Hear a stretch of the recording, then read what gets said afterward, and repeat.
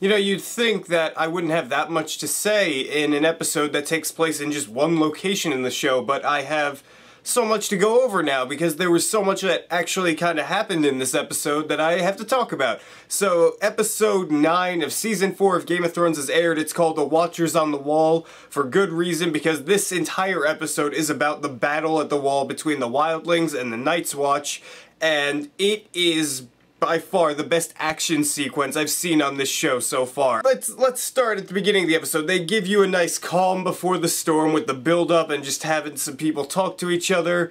You know, Sam and Jon, they're friends, whatever. And I actually liked that the Wildlings were talking to each other and what Ygritte was saying about how they had the land and then people came and took it from them.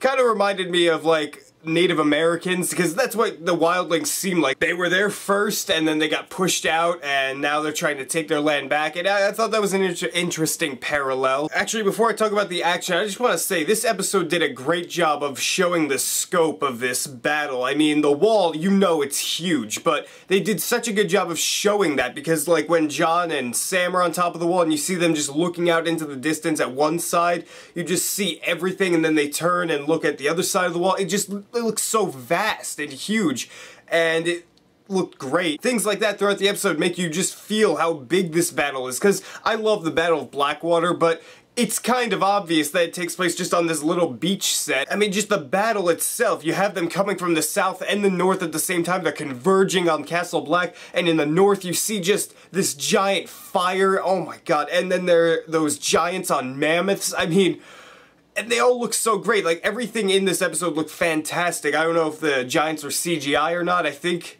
they might have been, but they looked fantastic. And I like that they showed Sir Alistair, that he's still a dick. Like, when he was talking to Jon Snow on top of the wall, you know he's still kind of a dick, and he doesn't really like Jon Snow, but at the same time, I kind of gained some respect for him, because, first of all, when he goes down there and he fights really well. I mean, he is one of the best swordsmen they probably have there. And he put up a good fight against Tormund and then got kind of sliced in the chest and taken somewhere. I'm assuming that he's still alive at this point. I don't know, he might be dead. But there's so many cool moments in this episode that you see, like when the mammoth is trying to tear off the wall door and they drop the fire and oil on it, it just runs off. That was so cool. And near the end of the episode when they drop that, I forget what it was called, the giant spike on the guys climbing on the wall. The battle itself looks so big too. I mean, you just have all these people fighting all over the place in Castle Black, and I thought this episode did a really good job of making Sam, like, not a bitch, because I have given Sam a lot of crap in the past, because I just thought he was like, oh god, let's not fight, I'm Sam, I'm a bitch. And in this episode, he did a really good job of actually stepping up and doing something. Like, when Gilly shows up, he's like, yeah, I'm gonna kiss Gilly, and then he leaves her there and she's safe. But yeah, Sam was talking to that other steward and he was trying to give him, like, motivational speeches, and he has some cool lines in there. He's like, when the guy shoots one of them, he's like, oh, I got one. He's like, is the war over? No? Well, let's keep going then. That was cool. Things like that. And it kind of sucks because that guy got shot in the neck, so Sam has to watch his friend die in front of him. I assume that's gonna harden him a bit at least. And he gets a kill too, so overall this was a good episode for Sam and fleshing him out a bit. You know what? Fuck Slint. He is such a little grimy bitch. I want them to kill him. Like, I liked how they got him to leave the top of the wall because he was just sitting there. He's like, oh, I don't know what we're gonna do, blah, blah, blah, blah, blah. And he goes down to the bottom, and then he just runs and hides with Gilly, and honestly, I assumed that something really bad was gonna happen between those two, but I guess he just hid in the corner. They should kill him. Like, he sucks. And with Jon Snow, he did a good job at the top of the wall being the leader, and just they were dropping stuff on the wildlings, the giant barrels. That was cool, and once he got to the bottom, I was like, yes, he's finally gonna fight, because he's pretty much the best swordsman they have there, and he just started slicing people left and right, and it was really cool. The action was awesome, and he fought that one Thenn, and he hit him with the hammer. That was brutal and awesome.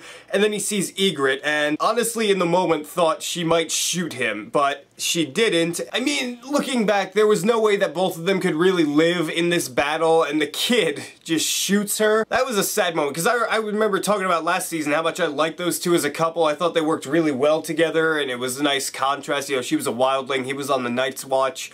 And so this was kind of inevitable, like one of them was gonna die at some point, that just wasn't gonna work, and it was sad, and I was sad watching it. I will say that by the end of the episode when it was ending, and the battle was ending, I didn't even realize the battle was ending. I thought that the Night's Watch was still kind of losing, but then at the top of the wall they were like, oh yeah, we're pushing them back now. It's like, oh, that happened kind of fast. And then there were just like no wildlings left at the bottom. So I didn't feel the shift of momentum really. Like, I guess Jon Snow coming down kind of helped, but I didn't feel the full shift of momentum to the Night's Watch side. I just kind of thought it ended a little bit quickly and anticlimactically with Tormund just getting taken as a prisoner. But the Night's Watch prevailed for now, and it seems like we might get more battles next week. I mean, actually no, we're probably not, because Jon's gonna go to Mance Rayder, and we'll see. He might kill him, we might not, we'll see about that. But if he doesn't, if they kill Jon Snow, I mean, they can't, because the wildlings can't just come in and start running amok throughout the entirety of Westeros, can they? I don't know. I'm extremely excited for next week, even though we're having a bit of Bran next week. I saw the preview, it's like, oh, he's still in the show? Great. But I am interested in seeing the fallout of what happened last week, next week, so overall, this episode of Game of Thrones I thought was great. The battle sequences were just awesome, it had a giant, great scope, all of the action was really cool, and it was an intense episode throughout. So I'm gonna give it an A. So what did you guys think of this episode of Game of Thrones? Did you enjoy it? Did you not enjoy it? Did you like this battle better than Blackwater? Read me with comments down there and tell me what you think, and if you like this video, hit that subscribe button down there, because if you don't, I'll get ghosts to bite your neck, and that won't be fun for you.